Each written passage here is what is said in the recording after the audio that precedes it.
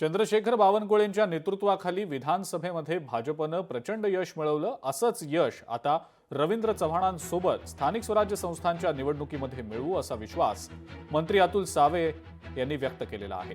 त्यांच्यासोबत आमचे प्रतिनिधी चेतन ननावरे यांनी संवाद साधला. पाहूया.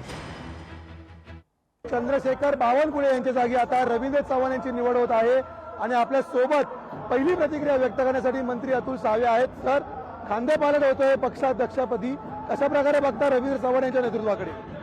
भारतीय जनता पार्टीमध्ये वर्षानुवर्ष ही परंपरा आहे की दर 3 वर्षाला अध्यक्ष बदलत असतात आणि त्याच पद्धतीने आज भारतीय जनता पार्टीमध्ये माननीय बावनकुळे साहेबांनी मागच्या 3 वर्षात अतिशय चांगल्या पद्धतीने काम करून महाराष्ट्रामध्ये सरकार आणण्याकरता भिंगरीसारखं प्रत्येक गावागावात घराघरात फिरून त्यांनी सरकार आणलं. त्याच पद्धतीने आता माननीय रवींद्र चव्हाण साहेब जे नगरसेवक, राज्यमंत्री, कॅबिनेट मंत्री आणि आज या महाराष्ट्राचा त्यांचा जो अनुभव आहे, त्यांची जी चिकाटी आहे काम करायची, नक्कीच आम्हाला खात्री आहे की महाराष्ट्रामध्ये भारतीय जनता पार्टीला पुढच्या काळामध्ये यशस्वीपणे यश मिळवून ते आणतील आणि त्यांच्या अनुभवाचा फायदा आमच्या सरकारमध्ये आम्हाला मिळेल.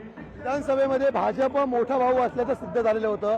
आता स्थानिक स्वराज्य संस्थेच्या निवडणुका आहे, महाविकास आघाडी समोर आहे. विशेषतः दोन्ही ठाकरे बंधू एकत्र येताना पाहायला मिळत आहेत. भाजप आणि तुमच्या समोर कशा प्रकारे आव्हान बघता? रवींद्र चव्हाणांसमोर कशा प्रकारे आव्हान?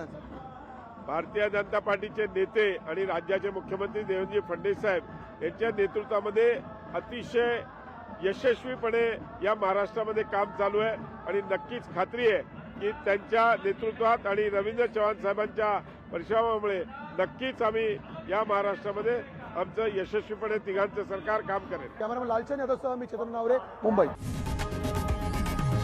लोकशाही मराठी ऐका, पहा, जागरूक रहा.